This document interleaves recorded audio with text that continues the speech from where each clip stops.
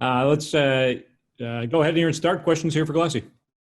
Yeah, Coach, two for me. First, can you share any updates on Jurgen's hamstring that he strained or something the other day?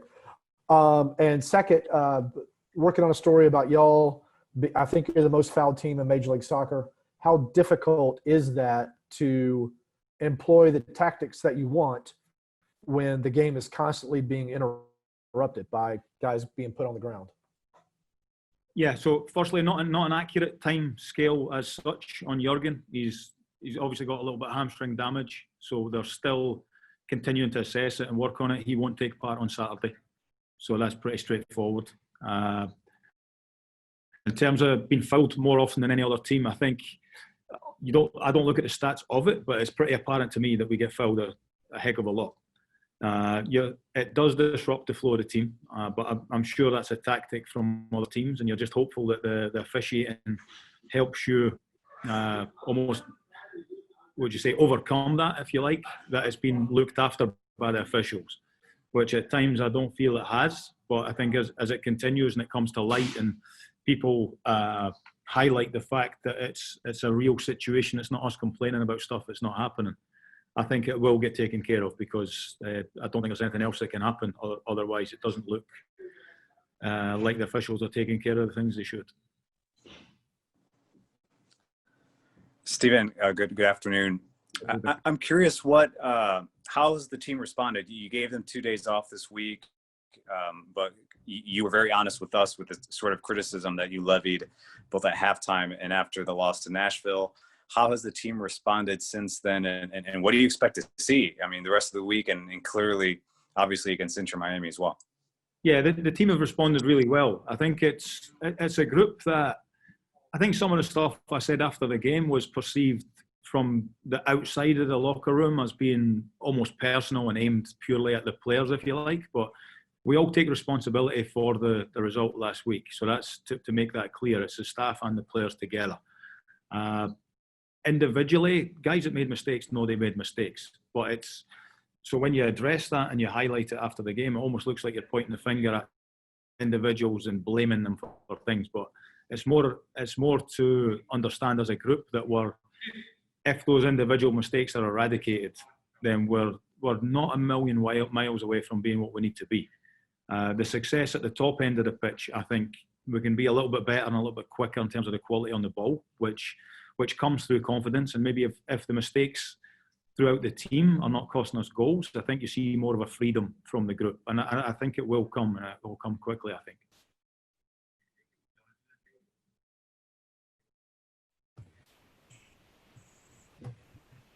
I'll follow up to that. Have you had to, I mean, you've told us since you took over that you have focused on the attack in training. Has that continued? Have you had to modify perhaps that part of the training session in order to build confidence?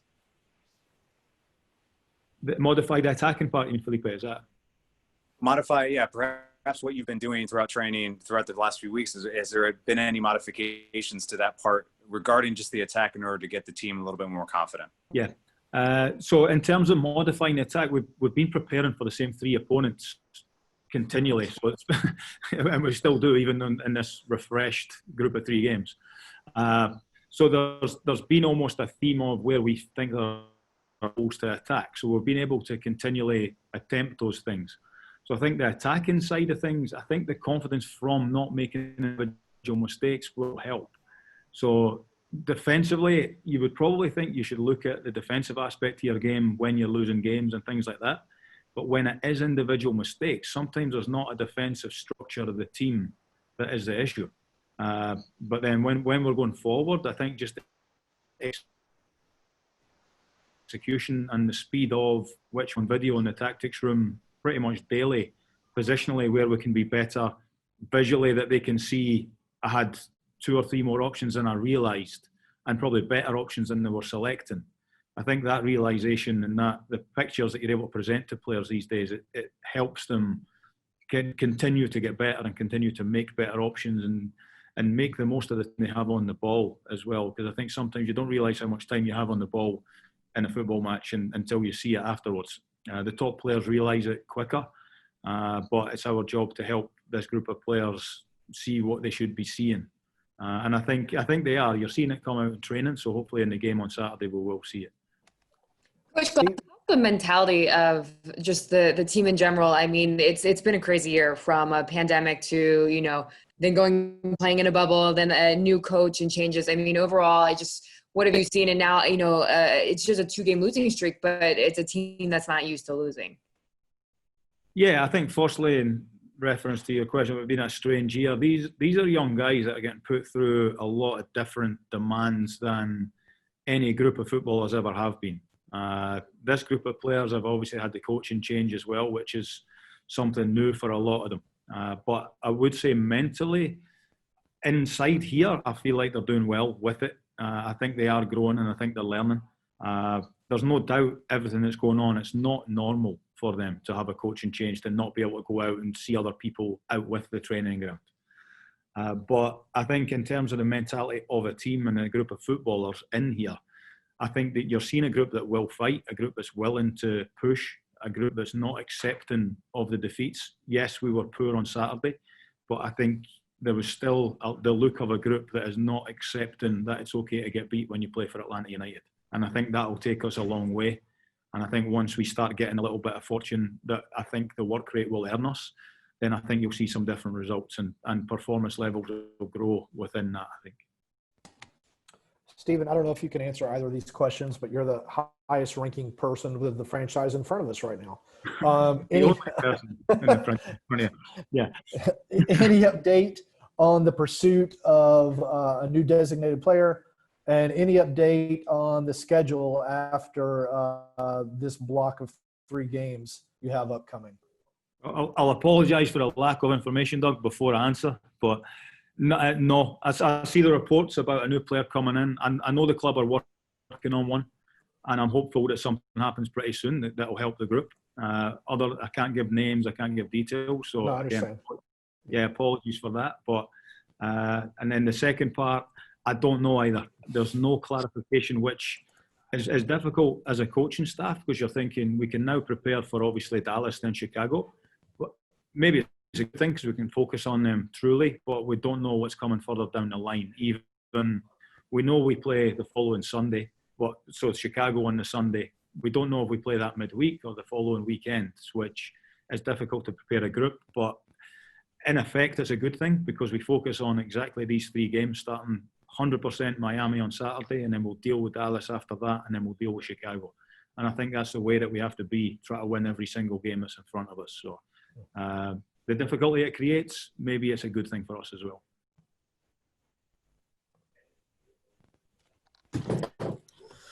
Hey, Glassy. Early in the season, we got a few glimpses of Lawrence Wyke, and he seemed to really thrive at passing from out of the back, which was an area you were critical of after Nashville.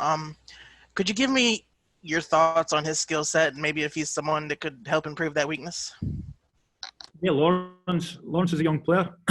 Excuse me. He got his opportunity with Frank earlier in the season based on what he did with the second team with us last year. So he knows that it's tough to get into an Atlanta United team. I think you don't want to go changing wholesale changes where you don't have to, but Lawrence is one that trains well every day and is pushing for inclusion.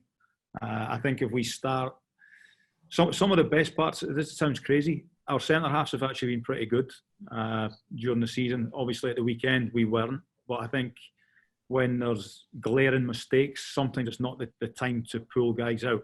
The first chance that they get for a break when they've been playing quite tired with little rest. The week that they get the opportunity to rest, I think is the time that you go what you perceive to be your best group of players. And at the minute, Lawrence is still fighting to be in that group of players, I would say, that are starting games, if that makes sense. Y'all moved Williams down from the senior team to the twos. Has there been any consideration to moving George Campbell down so that he can get some playing time? Because it doesn't seem likely that he's going to break in to the starting lineup ahead of Wyke and Meza and Robinson and Walks right now.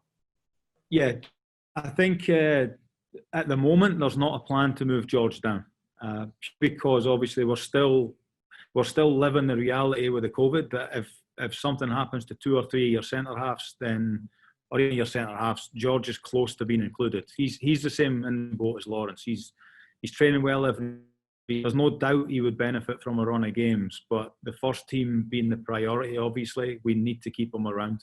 So it's kind of an unfortunate situation for a lot of these guys at the moment that would be playing for the twos, which weakens the twos as well, which has been kind of a blessing, if you like, for the real young ones that are getting pushed in. But the assistance that the fringe players would have given them and given Tony with the twos group and myself, if I was still coaching them, would have been fantastic. So we felt like JJ would not impact the first team here. So that was the reasoning for that one. George has still got, to me, the potential that if something happens, he could help us if necessary.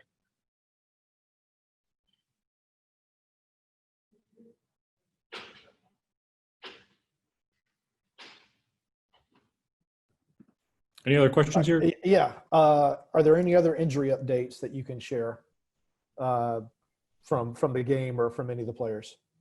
No, there's been nothing from the game, and then obviously we've been able to put a little bit more into them this week, which has been good after the rest period. And actually coached them on the training pitch proper speed for a proper length of time. So hopefully that bears fruit on Saturday night. But no updates on that front. And then one more from me. Y'all have given up a glut of goals recently from set pieces. How much has that been a focus in training this week? Because, those are goals, particularly when you're a team that's struggling on offense, you just can't give up goals off set pieces. Yeah, I think it's not been a huge focus yet. We'll spend a lot of time on it tomorrow. Like today, obviously, you're in Georgia. I'm sure it's windy, it's raining, and it's not the time to stand around and do set pieces. It's going to be kind of mapped out the week, and tomorrow is a better day to do it, to take care of that, and it's fresher in the mindset as well. In terms of the set pieces, a lot of them have been. Again, it's individual situations where the structure of the team's fine. It's been individual markers that have lost a marker, not tracked a runner, not seen a runner. We did a little bit different last week. We went zonal, and I think there's a flick on at the front post, and there's someone not marking further down the line. We even managed to lose one from our own set piece as well against Miami. So it's not, again, it's another individual mistake within the structure of the team that's a bigger concern, but we do spend a lot of time on it. Hi, Stephen. This is Charles Bohm with MLSsoccer.com. I'm parachuting in here a bit from a national perspective, so forgive me if you've talked about this a lot lately, but I'm curious as to the psyche of your group and maybe the club and the staff as a whole right now. Atlanta's a big club with big ambitions, but it seems maybe the confidence is at a low ebb. I'm wondering how you address that and perceive that and work with that psychological side. Yeah, I think it's something that's getting levelled at us at the moment from out with the club. I see people saying that the club is struggling, the team is struggling, the confidence is low. I think I work with this group of players every day, and there's a real belief that it's going to turn and it's going to change. I've been a player in situations like this myself, and when people that don't know the situation and the mindset and the psyche of a group of players want to talk about it, I see other players at other clubs telling us that the club is struggling. I see media people telling us the club is struggling. We're sitting at 10th in the league. We're in a playoff spot. We've not been great, but there's not a lack of belief within the group that we can get to where we need to be this season. It's going to take a lot of hard work. It's going to take a lot of improvement. But there are a number of clubs in the same situation as us that have not been as good as they should have been. But if people want to talk about Atlanta at this time of the season, then hopefully they're still talking about us late in the year. That's the aim for this group, and that's the work and the determination that's within the group. As a follow-up, what do you think the best version of your side looks like at the moment? Is it that blowing the doors off teams, creating tons of chances like we saw in the early years? Is it something more measured, something different like what Frank was trying to do? I think we're aiming to get to a balance of that, I think, at the moment. We're not kidding ourselves that we're not there yet, that we are there yet. Sorry, we're not kidding ourselves. You know what I'm trying to say there, that we're already there. But I think the perception, again, from high level is that we're miles away from where we need to be. We're not. So I think that's the belief in the group. So we know we need to be harder to beat. We know we need to be a little bit more effective going forward. But the work is going in to make that happen.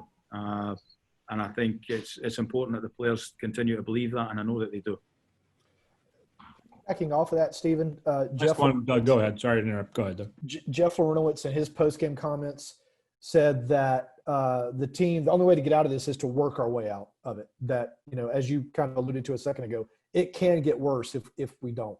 So in these past 2 days, have you seen the players working harder than you've seen them work maybe in previous weeks to try to get out of this funk? I don't know particularly harder, because the guys have been working hard. So it's not a case of putting them on the line and running, it'll work, it'll happen. I think the focus level that I see in training has been fantastic, which is important.